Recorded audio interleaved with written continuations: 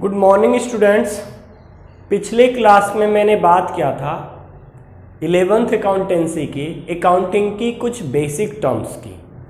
7 points मैं करवा चुका था, अब मैं 8वें पॉइंट से एक्सप्लेन कर रहा हूँ। ठीक है बेटा, कोई रिप्लाई नहीं है आप लोग की, कोई कमेंट नहीं है, फिर भी मैंने वीडियो बना दिया है।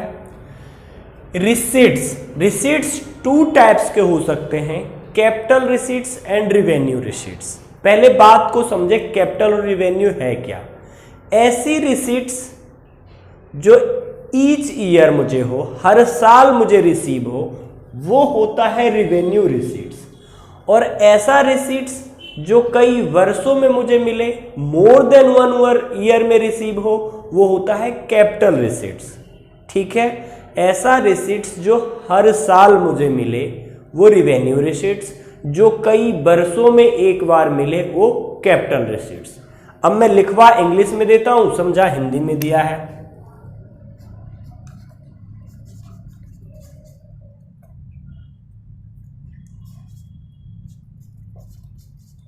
Received in more than 1 year, more than 1 year, 1 year से अधिक में मुझे प्राप्त होता है।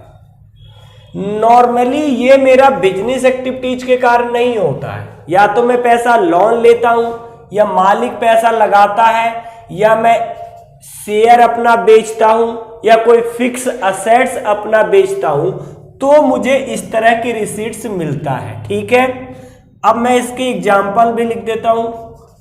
कैपिटल इंट्रोड्यूस, पूंजी लगाया, इशू शेयर या शेयर इशू या डिवेंचर। इशू मतलब जारी करना होता है, आपने अपना शेयर या डिवेंचर जारी किया है जिससे पैसा आएंगे। ठीक है, सेल ऑफ फिक्स्ड असेट्स, आपने फिक्स असेट्स बेचने का काम कभी कभी होता है, क्योंकि हमेशा बेचने लगोगे तो वो तो आपकी बिजनेस हो जाएगी। ठीक बात है। लोन वगैरह आपने ले लिया है, रेज्ड लोन, कहीं से भी कोई लोन ले लिया है, ये मेरे कैपिटल रिसीट्स हैं। ठीक है, ये प्राप्ति कभी कभी होता है, जैसे मालिक एक बार बिजनेस में पैसा लगाता है, फिर जरूरत पड़ता है तो कई वर्षों बाद लगाता है। ऐसा नहीं कि डेली पैसा लगाता है मालिक, नहीं, एक बार बिजनेस में इन्वेस्ट किया जाता है। इसी तरह से शेयर हर साल नहीं, कभी कभी इशू किए जाते हैं, कई वर्षों में एक आध बार। फिक्स असेट्स भी जब पुरानी हो जाती है या मुझे एक्सचेंज करनी होती है, जब मैं बेचता हूं तो उसे बेचने से कुछ पैसे आते हैं। लोन वगैरह भी मुझे जरूरत पड़ता है तब लेता हूं। अब रिवेन्यू रिसीट, ये मुझे हर साल मिलता है, रिसीव्ड ईच ईयर सर। और ये नॉर्मली मेरे बिजनेस एक्टिविटीज के कारण होता है। किसके कारण होता है? बिजनेस एक्टिविटीज के कारण। जैसे आपने कैश सेल्स किया,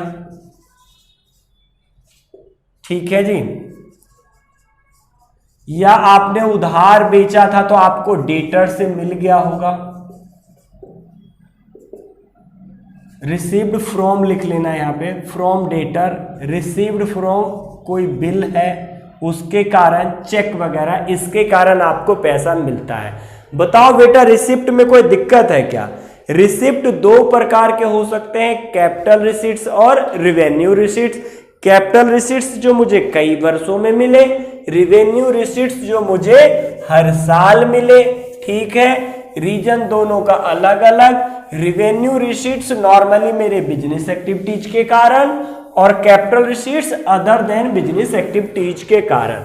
अब मैं अगली बात कर लेता हूं कैपिटल एक्सपेंड, अगली बात मैं कर लेता हूं एक्सपेंडिचर की। ठीक है सर, कर लो। पॉइंट नंबर 9 होगा मेरा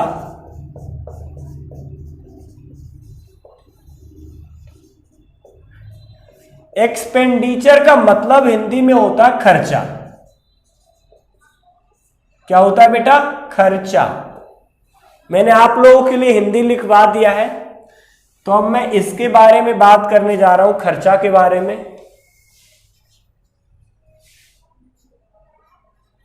ये भी उसी तरह से हो सकता है capital expenditure, capital expenditure, revenue expenditure,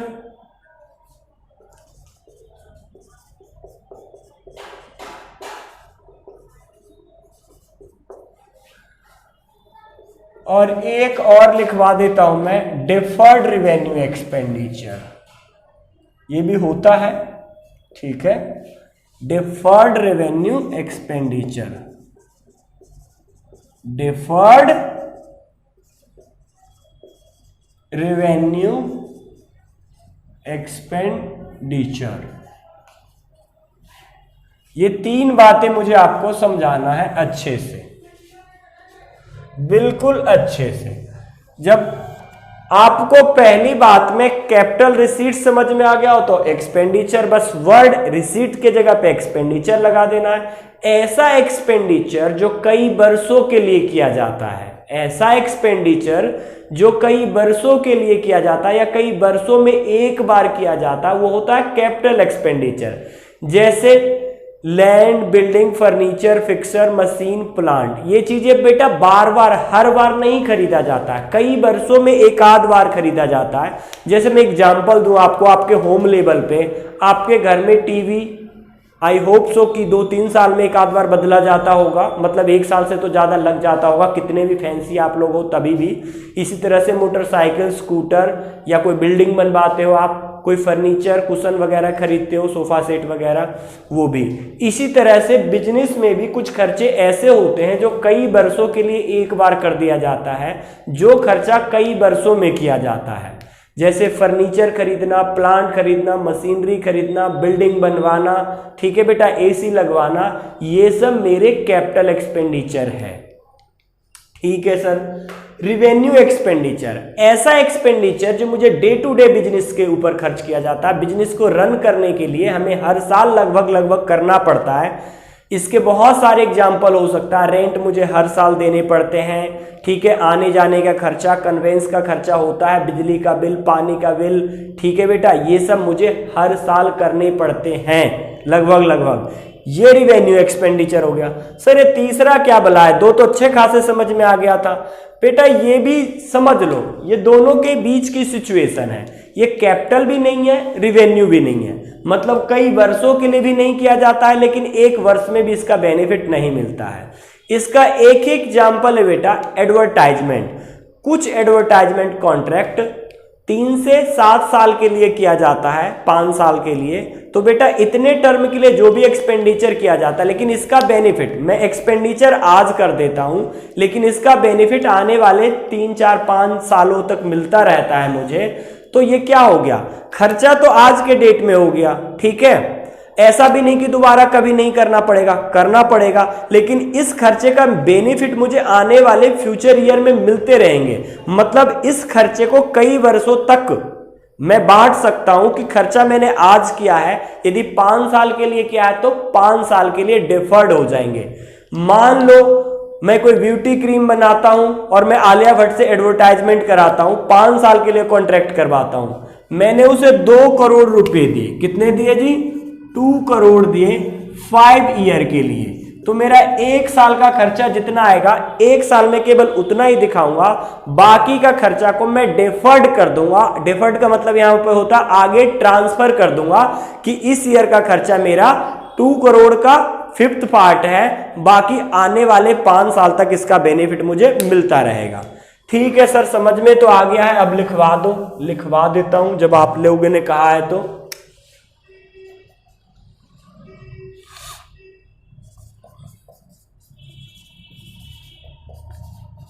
expenditure for long period, long period, लंबे समय के लिए खर्चा, मोर देन 1 ईयर भी कह सकते हो। क्या कह सकते हो? मोर देन 1 ईयर, 1 साल से ज्यादा के लिए। जैसे example, purchase of plant, purchase of machinery, purchase of land, purchase of building, purchase of AC, purchase of car. कितना लिखवाओ बेटा, ईटीसी, बहुत सारे चीजें जो आप लोग माइंड में काम कर जाए, जो कई वर्षों में एक आध बार खरीदा जाता है, वो कैपिटल एक्सपेंडिचर है। Revenue expenditure each year expenditure, जो साल में कम से कम एक बार होता ही होता है, बाकी तो वो डेली भी हो सकता है। जैसे रेंट मुझे हर साल देने पड़ेंगे, rent, water bill, electricity bill, purchase of raw material कच्चा माल जिससे मैं सामान बनाऊंगा, परचेज ऑफ स्टॉक या raw material,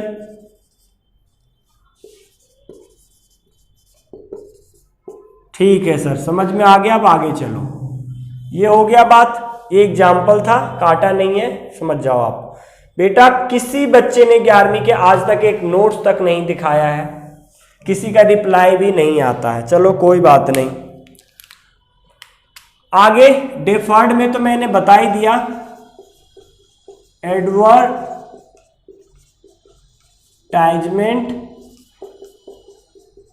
expenditure, advertisement expenditure इसका एग्जाम्पल है। इसका बेनिफिट मुझे आने वाले 3 से 7 ईयर में मिलता रहेगा, ठीक है। ये हमारा हो गया डिफर्ड रेवेन्यू एक्सपेंडिचर। अब मैं ऐसे ही कर करके एक एक पॉइंट को बेसिक टर्म्स क्लियर करवा देता हूं, ठीक है।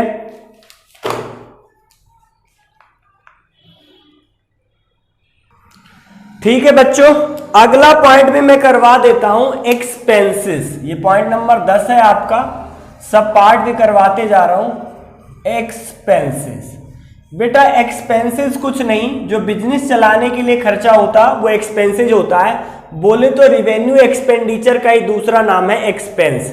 जो खर्चा बिजनेस को चलाने के लिए किया जाता है, इसका भी सेम एग्जांपल है, rent, cost of goods sold, मतलब कोई भी सामान मुझे बेचने का जो खर्चा आता है, cost of goods sold, ETC. Same to same revenue expenditure कह लो, एक्सपेंसेस कह लो, एक ही बात है, कोई डिफरेंस नहीं है वो, ठीक है। अब मैं बात करता हूं इनकम की। किसकी बात करता हूं जी? इनकम की।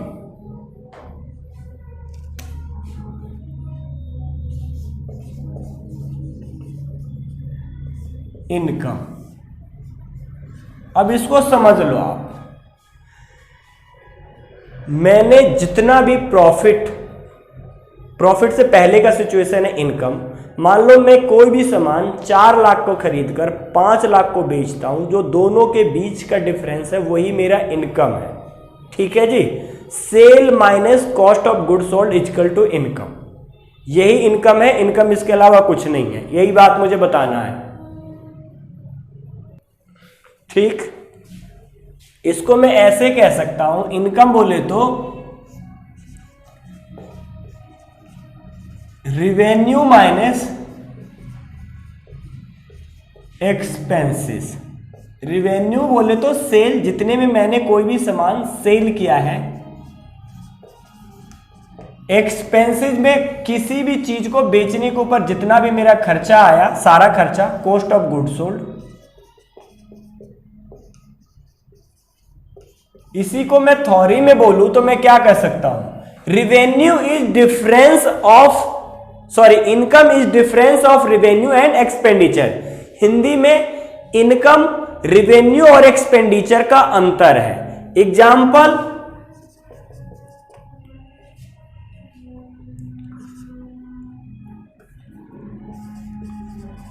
Goods costing 4 lakh sold at 5 lakh. 5 lakh की वस्तु को मैं 4 लाख की वस्तु को मैंने 5 लाख में बेच दिया, तो मैं इनकम कैसे कैलकुलेट करूंगा? मैंने अभी ऊपर लिखवा दिया है sale minus cost of goods sold. तो 5 lakh minus 4 lakh equal to 1 lakh, ये मेरा इनकम आ गया। लो मैं हट जाता हूं सामने से, देख लो 1 मिनट, कोई दिक्कत है क्या? बहुत आसान पॉइंट है। अब मैं अगले पॉइंट पे चलता हूं। ठीक है, अगला पॉइंट है मेरा प्रॉफिट। क्या है जी? प्रॉफिट। सर इनकम और प्रॉफिट में अंतर है क्या? ऑफ कोर्स अंतर है बेटा। वहां पे केवल जितने में मैंने सोल्ड किया था और वस्तु की जितनी कीमत थी उसको घटाया था तो मेरा इनकम निकला था। Profit is the difference of total revenue minus total expenses. जितना भी मुझे मिला है उसके अलावा और भी जो खर्चा हुआ है। एग्जाम्पल देता हूं, मान लो मैंने 4 लाख के सामान को 5 लाख में बेचा, लेकिन मेरा कोई ऑफिस है, उसका मुझे रेंट देना पड़ता है, कर्मचारियों को सैलरी देनी पड़ती है, इलेक्ट्रिसिटी की बिल देना पड़ता है, कुछ और भी खर्चे होते हैं, तो सारे खर्चे मैं घटाऊंगा ना तो मेरा प्रॉफिट निकलेगा। ठीक है सर, ये क्या होता है? Difference of total expenditure and total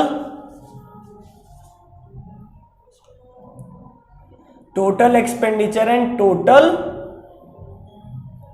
revenue.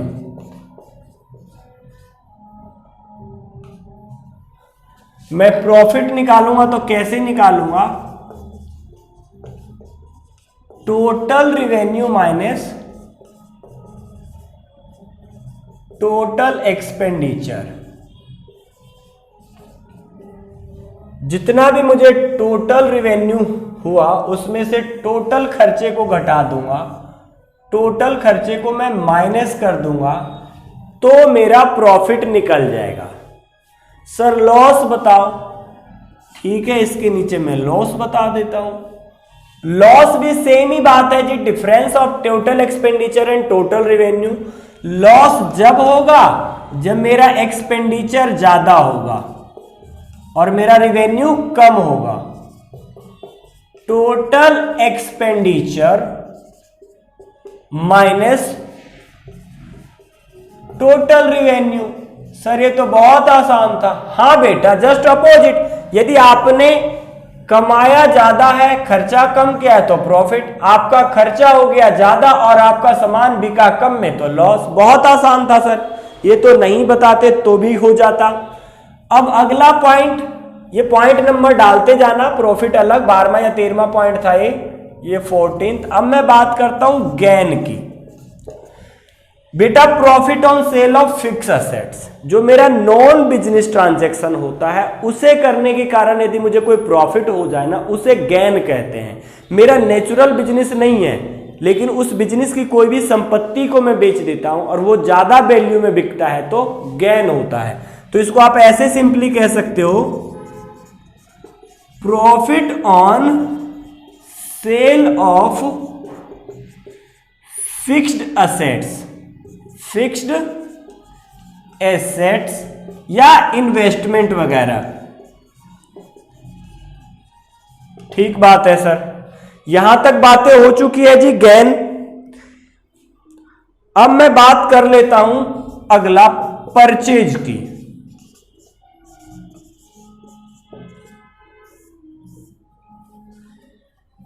जिस भी चीज में मैं बिजनेस करता हूं, जिसमें भी मेरा डीलिंग होता है, वो चीज खरीदता हूं तो परचेज होता है। उसके अलावा सारा चीज असेट्स होता है, उसके नाम से रिकॉर्ड करता हूं।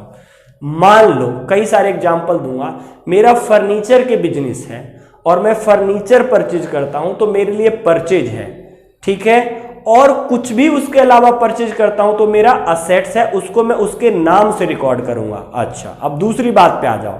मान लो मेरा बुक सेलर का काम है, मैं बुक्स खरीदता हूं तो मेरे लिए परचेज है, लेकिन बुक्स के अलावा मैं और कुछ भी खरीदता हूं, ठीक है, कुछ भी, जैसे फर्नीचर भी खरीद लिया, टेबल खरीद लिया, लैंप खरीद लिया, लाइटें लगवा ली, एसी लगवा लिया, बिल्डिंग ले लिया, ठीक है, कुछ भी, तो वो मेरे लिए क्या चीज है बेटा, वो मेरे लिए असेट्स है। तो जिसमें आप बिजनेस करते हो वो चीजें परचेज करते हो तो परचेज, ठीक है। उसके अलावा बाकी सब असेट्स। अब मैं अगला बात कर लूं परचेज रिटर्न की। परचेज रिटर्न बहुत आसान। आपने जो परचेज किया था वो किसी वजह से आप रिटर्न कर रहे हो। वजह कुछ भी हो सकता है, डिफेक्टेड है, आपको पसंद नहीं आया, ठीक है जी, या जिस चीज की आपने डिमांड करी थी वो चीज नहीं था, तो क्या हो गया, आपका परचेज रिटर्न हो गया। अब मैं अगला बात कर लेता हूं सेल्स की। सेल्स, जिसमें भी आपने बिजनेस डील करते हो वो चीजें आप बेचते हो तो सेल्स होता है। इसकी इतनी कोई लंबी चौड़ी डेफिनेशन तो है नहीं। जैसे मैं बुक्स बेचता हूं, बुक सेलर हूं, तो बुक सेल किया तो मेरे लिए बुक्स सेल हो गया। अच्छा, अब इसके ठीक सेल्स रिटर्न, सेल्स रिटर्न, जो सामान आपने बेचा था वो वापस आ गया। वापस आने का सेम वजह हो सकता है, डैमेज है, डिफेक्टेड है, ठीक है, हमारे कस्टमर को पसंद नहीं आया, या ज्यादा यूनिट में वो लेके गया था, रीजन में भी कुछ भी हो सकता है। तो यहां तक के पॉइंट में मुझे बताओ कोई दिक्कत है क्या? बेसिक टर्म्स में तो कोई दिक्कत नहीं है। कल से मैं प्रैक्टिकल टर्म्स पे चलूंगा। इससे पहले बेटा 2 वीडियो मैंने बेसिक पे बनाया है, ठीक है, उसके ऊपर बात कर लेते हैं। 2 बातें मैं और कर लेता हूं। एक तो स्टॉक की, वैसे मैंने स्टॉक के बारे में बता दिया था, फिर भी एक बार बता देता हूं।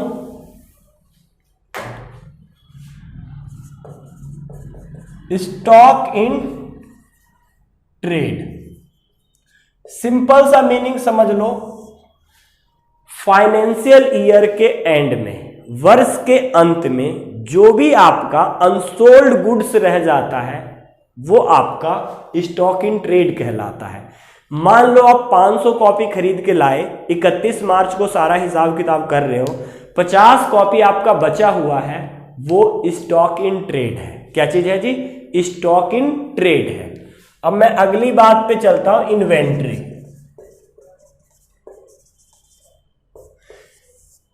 ये भी सेम है, सेम नहीं है, थोड़ा सा डिफरेंस है। देखो बेटा, जो फिनिश गुड्स होता है, रेडी टू सेल होता है, वो तो होता है स्टॉक, लेकिन जिससे आप कुछ चीज बनाते हो वो चीज बचा हुआ